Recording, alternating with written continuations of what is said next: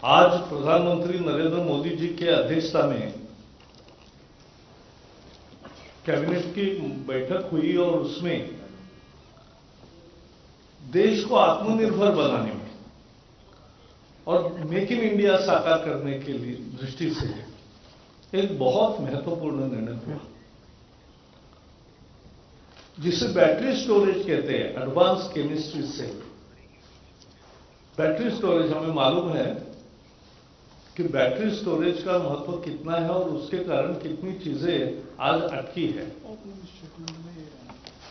तो battery storage बढ़े। आज 20,000 करोड़ का बैटरी स्टोरेज इक्विपमेंट हम आयात करते हैं, बाहर से मंगाते हैं। अब हम आज के जो नया प्रोडक्शन लिंक इंसेंटिव घोषित किया है PLI, उसके कारण ये इंपोर्ट तो धीरे धीरे कम होगा ही। भारत में जो उत्पादन नहीं हो रहा है वो होना शुरू होगा। इससे इलेक्ट्रिकल व्हीकल्स, इलेक्ट्रिकल मोबिलिटी को बहुत बढ़ावा मिलेगा। 2 व्हीलर स्कूटीज है, 3 व्हीलर इलेक्ट्रिकल व्हीकल्स है, 4 व्हीलर है और हेवी व्हीकल्स भी प्रयोग तैयार है कि जिसमें बैटरी का उपयोग कर सकते हैं। लेकिन लंबे समय चलने वाली बैटरी, एफिशिएंट बैटरी और जल्दी चार्जिंग हो ऐसी बैटरी, यह आज सबकी जरूरत है। और बैटरी स्टोरेज हमारे यहां इसीलिए अभी तक कम था क्योंकि हमारे यहां बनता नहीं था। उसके साथ साथ सोलर पावर प्लांट्स अभी बहुत लगे हैं। भारत में 136 गीगावाट का, यानी 13,600 मेगावाट का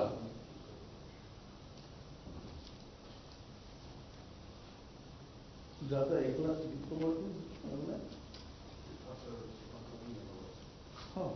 हाँ, तो 1,36,000 मेगावाट का ऑलरेडी उत्पादन हो रहा है सोलर का।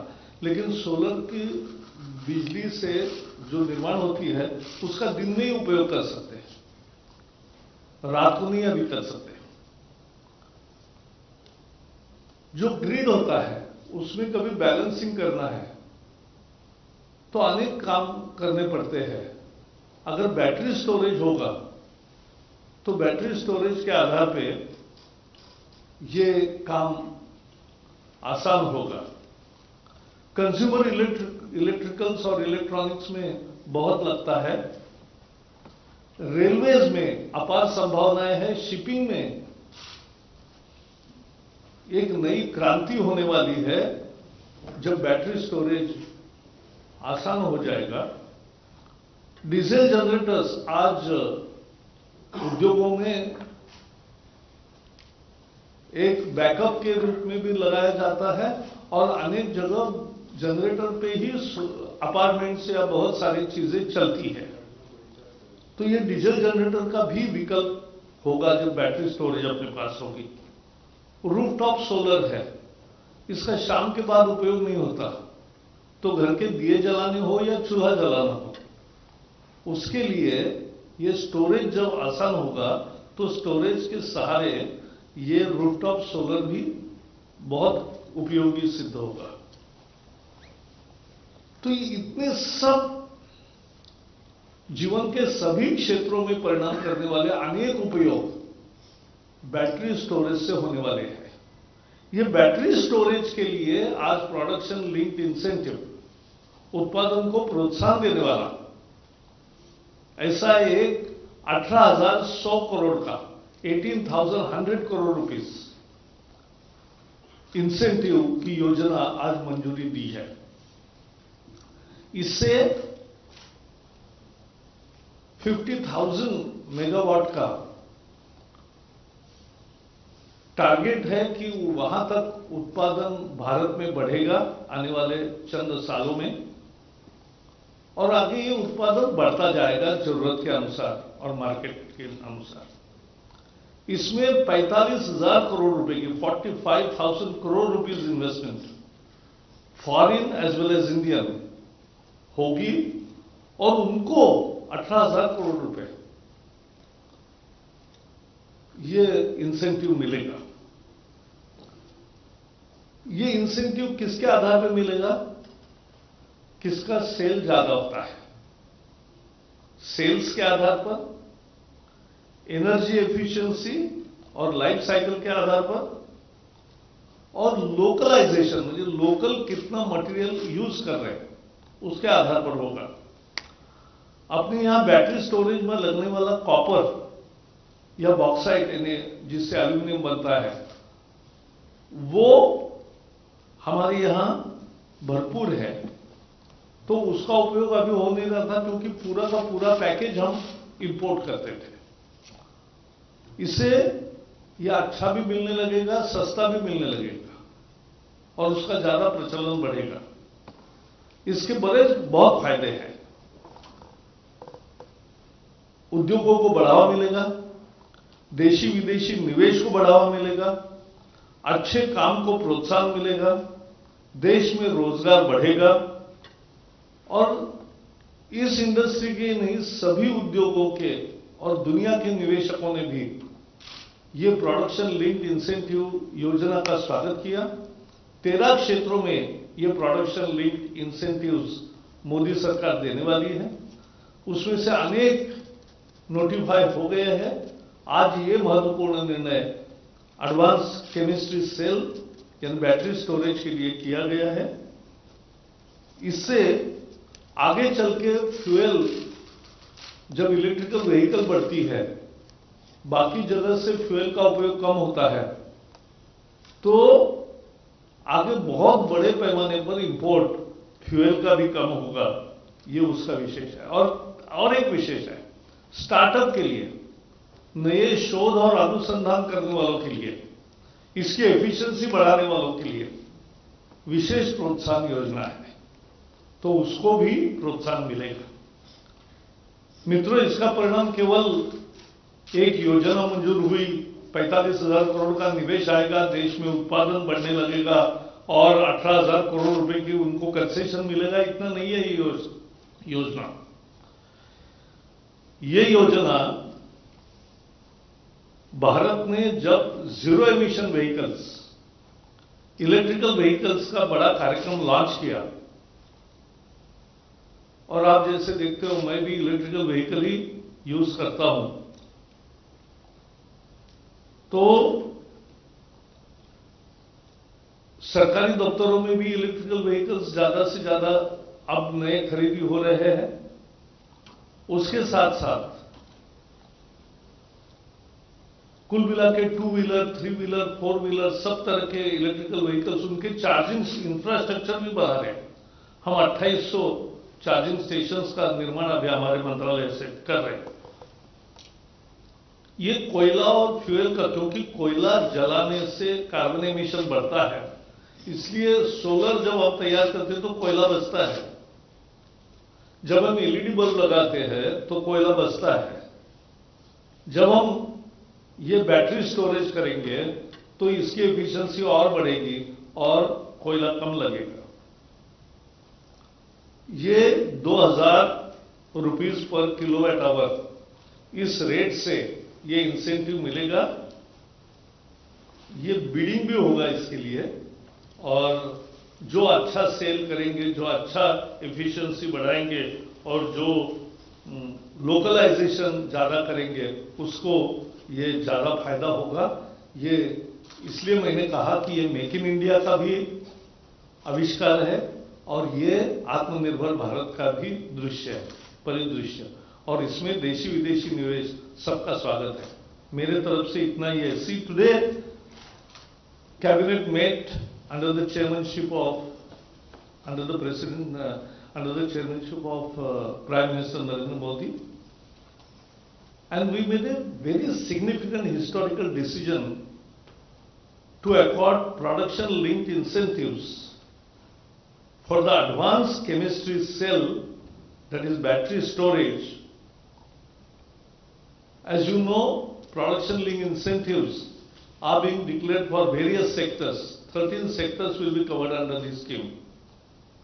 But this PLI for advanced chemistry cell battery storage will be of 18,100 crores. It will help production of 50 gigawatts of battery storage, and we expect 45,000 crore rupees of investment, foreign as well as within the country. And this incentive will be available to those companies who will sell more, that means who will produce more and sell, who will show energy density and life cycle, who will use local products like copper, bauxite to a large extent. So this will be saving, first of all, the import, because today we are importing all requirement of battery storage. Now, as we are producing battery storage, it will be a net saving in the import bill. At the same time, ultimately this will reflect on our climate-friendly green growth path, where we will be replacing fuel also. So imports of fuels also will come down. This will be used in electrical vehicles, solar rooftops, solar power plants, grid stabilization, consumer electrical, railway, shipping, diesel generators replacement, Kusum, electronic solar chula, and many other things. So it will practically impact positively on various aspects of our life. So this is, and we are also adding one feature to promote startups and research and development. We have created a niche out of this scheme where 5% of the provision will be reserved for those industries who will be doing laudable job, and we will be startups. This is India's commitment to green growth target. We have already taken lead. Prime Minister declared 450 gigawatts of renewable energy targets for India. World was not believing us immediately, because how country like India can create this much renewable energy, but we did it. 136 gigawatt is already ready. And electrical vehicles also spreading. We are creating infrastructure for that also. And with battery storage capacities created in industry in India, it will be cheaper also, good quality product also will come, and at the same time, this will boost the consumption of all these items which I mentioned. So this is a win-win formula for climate change, for green growth, for Indian philosophy of Make in India and Atmanirbhar Bharat, where investment, trade, industry are all welcome, because it will improve the whole industry sector. It will bring in foreign and national investment.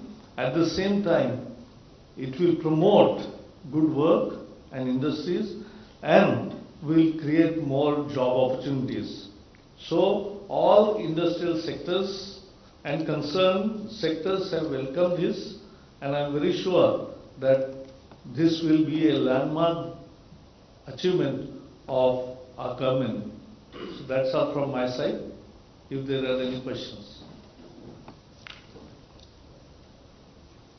ये pollution रोकने का बात हो रहा है, लेकिन ये देखा जाए तो बैटरी से सर एक सिंक की वजह से उसको डिस्पोजल करना बहुत मुश्किल हो जाता है battery. No, we as I am Minister for Environment also, we have already had appointed expert working group, and we have come out with lead disposal, because there is a very efficient policy. We will declare that, because we have in principle accepted that. So lead, there will be a very systematic lead disposal policy which will not create hurdles or trouble for the country. Yeah.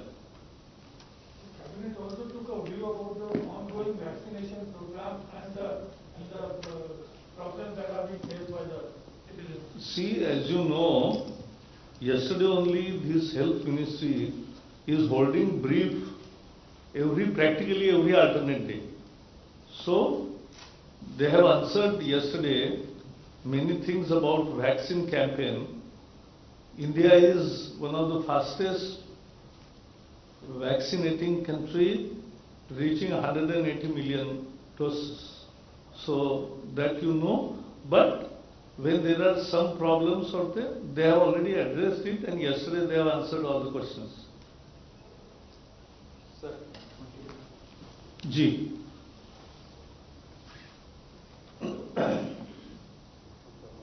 Hello hmm. Sir, Neeraj हूँ news 18 India से। हमारा सवाल दो है।